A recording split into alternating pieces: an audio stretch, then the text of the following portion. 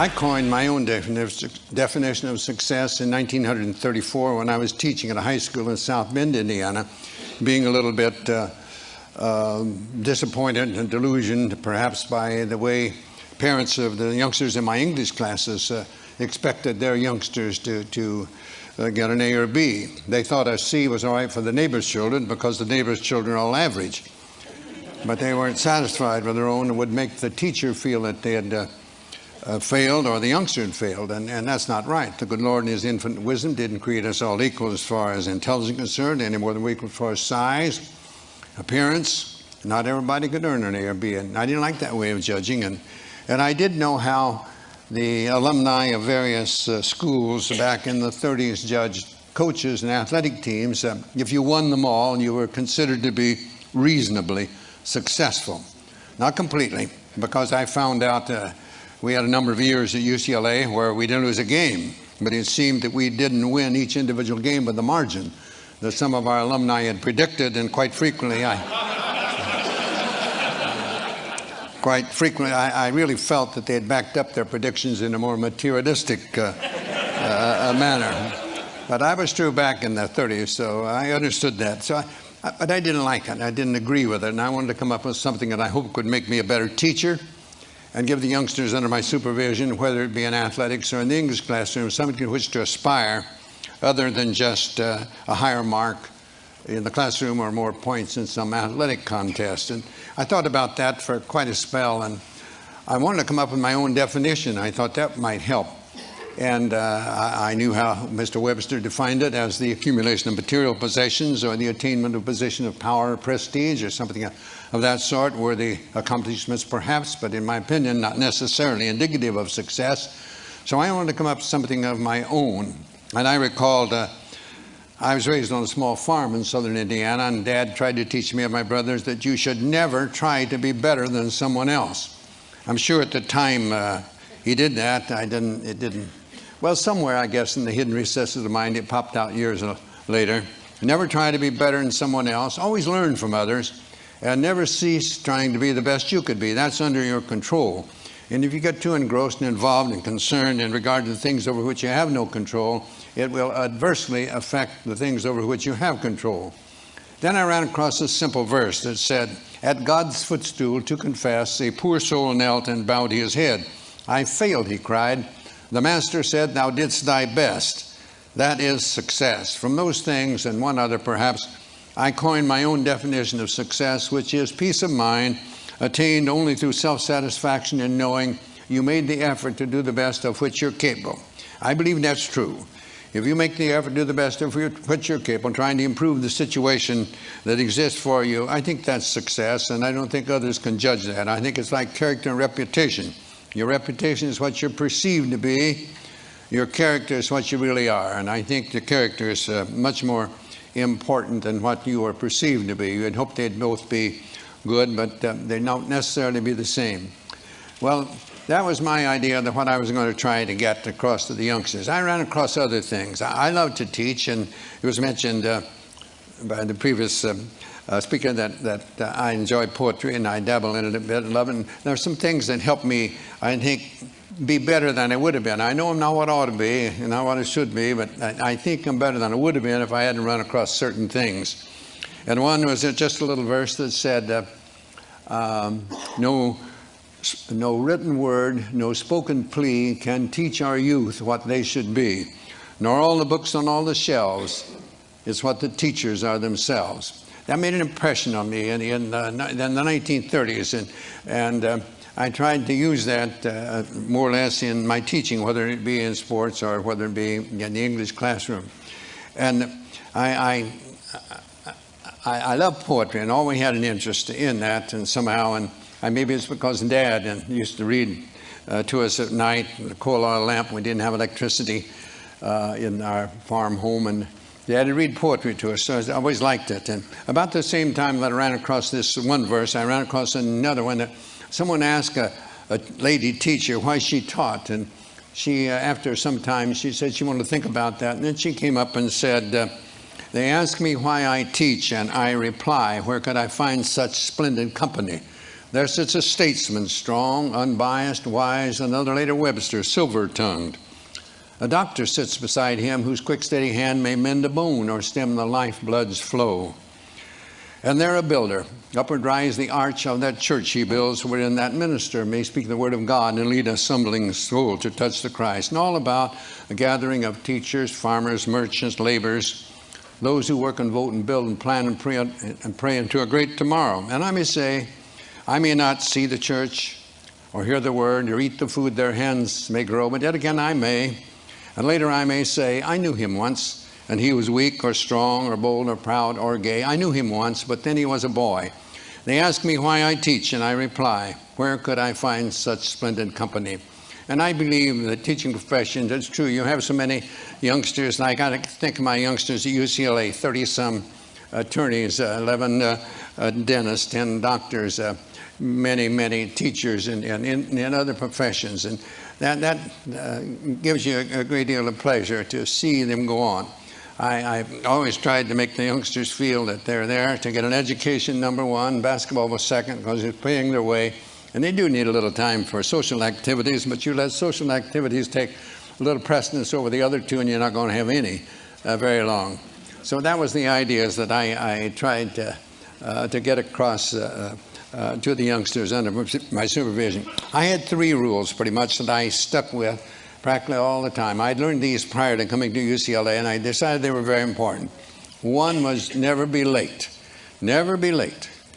Later on, I had certain things that I had the players, if we're leaving for someone, they had to be neat and clean. There was a time when I made them wear jackets and shirts and ties, and then I saw our chancellor coming to school in denims and turtlenecks, and I thought it was a little not right for me to keep this other, so I let them they had to be neat and clean. And I had one of my greatest players that you probably heard of, Bill Walton. He came and gets the bus. We were leaving for somewhere and to play, and he wasn't clean and neat, so I would let him go. He couldn't get on the bus. He had to go home and get cleaned up to get to the airport if he could. So I was a stickler for that. I believed in that. I believe in time, very important. I believe we should be on time, but I felt the practice, for example, we start on time, we close on time. The youngsters didn't have to feel that we're going to keep them over. When I speak at coaching clinics, I often tell young coaches, in the coaching clinics, more or less, they'll be the younger coaches getting in the profession, and most of them are young, you know, and probably newly married. And I tell them, don't run practices late, because you'll go home in a bad mood, and that's not good for a young married man to go home in a bad mood. When you get older, it doesn't make any difference. But so I did believe on time. I believe starting on time, and I believe closing on time.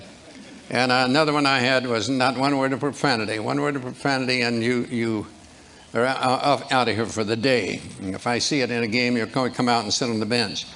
And the third one was never criticize a teammate. I didn't want that. I used to tell them I was paid to do that. That's my job. I'm paid to do it. Pitifully poor, but I am paid to do it. Not like the coaches today, for gracious sakes, no. It's a little different than it was in my day. But those are the 3 things that I stuck with pretty closely all the time. And those actually came from my dad, and that's what he tried to teach me and my brothers at one time.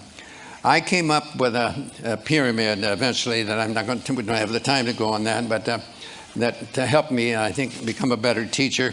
And this is something like this, and I had blocks in the pyramid, and the cornerstones being industrious and enthusiasm, working hard and enjoying what you're doing, coming up to the apex, according to my definition of success, and right at the top, faith and patience. And I say to you, in whatever you're doing, you must be patient. You have to have patience. We want things to happen to us. We talk about our youth being impatient a lot, and they are. They want to change everything. They think all change is progress, and we get a little older, we sort of let things go, and we forget that there is no progress without change. So you must have patience, and I believe that we must have faith. I believe that we must believe, really believe, not just give it word service, believe that things will work out as they should, providing we do what we should.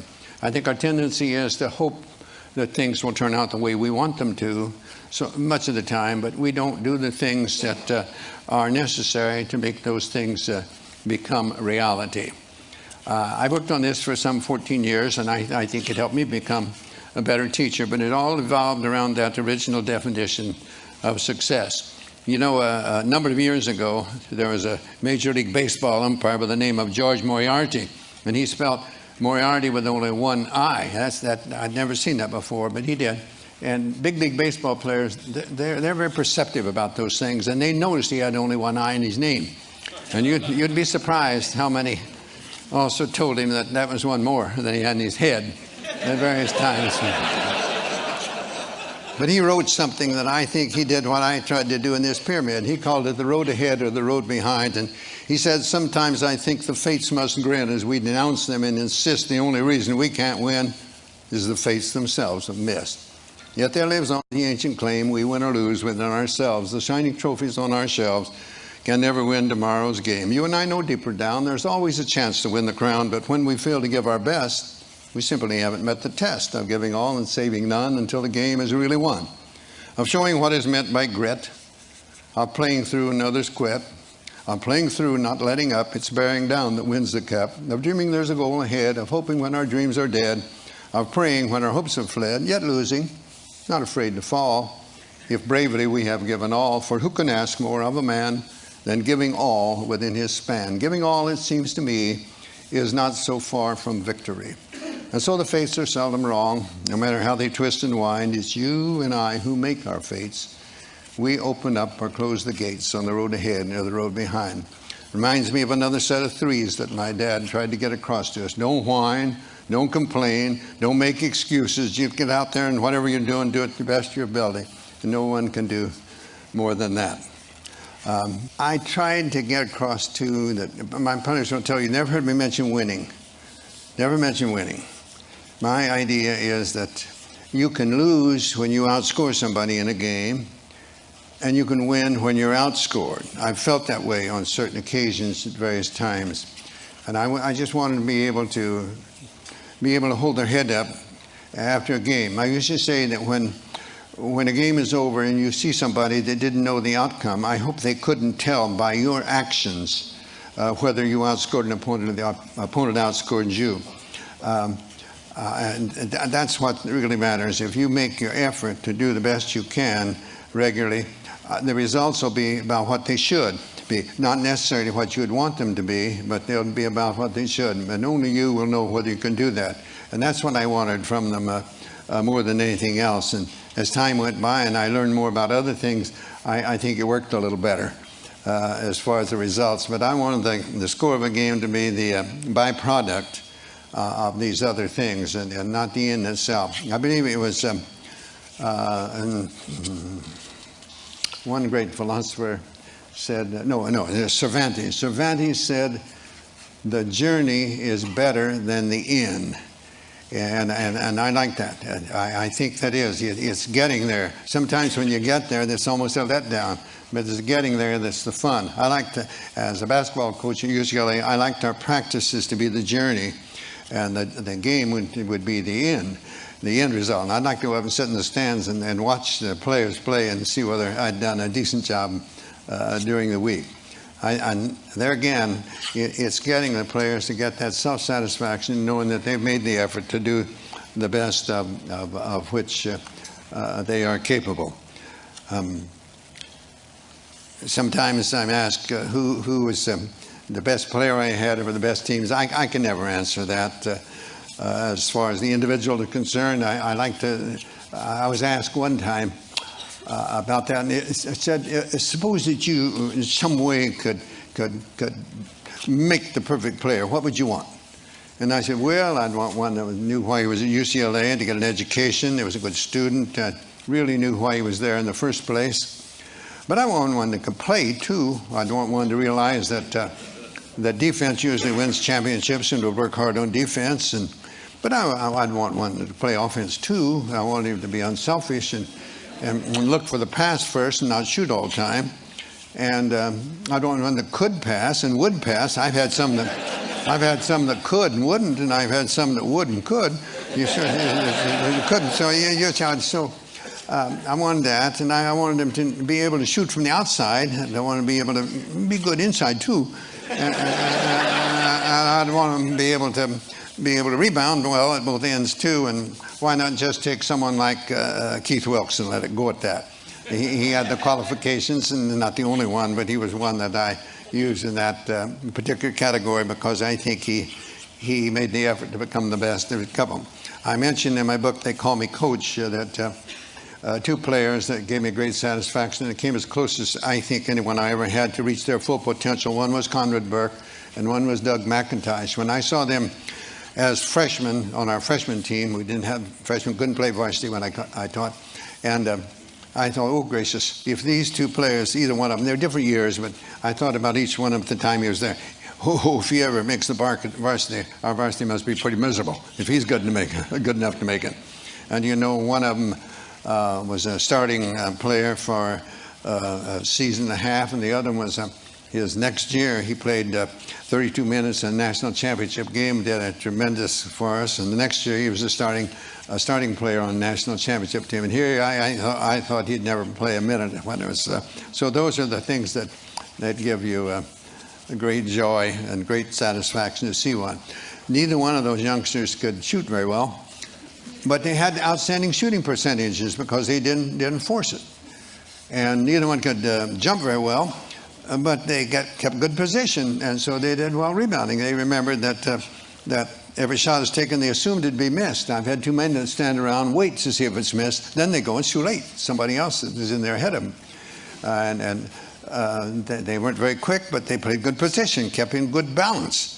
And so they played pretty good defense for us. So they had qualities that they came close to, as close to reaching possibly their full potential as any players I ever had. So I consider them as to be as successful as a Louis Alcindor or a Bill Walton or in many of the others that we had. There were some outstanding players. Have I rambled enough? I was heard that when he makes his appearance, I was supposed to shut up.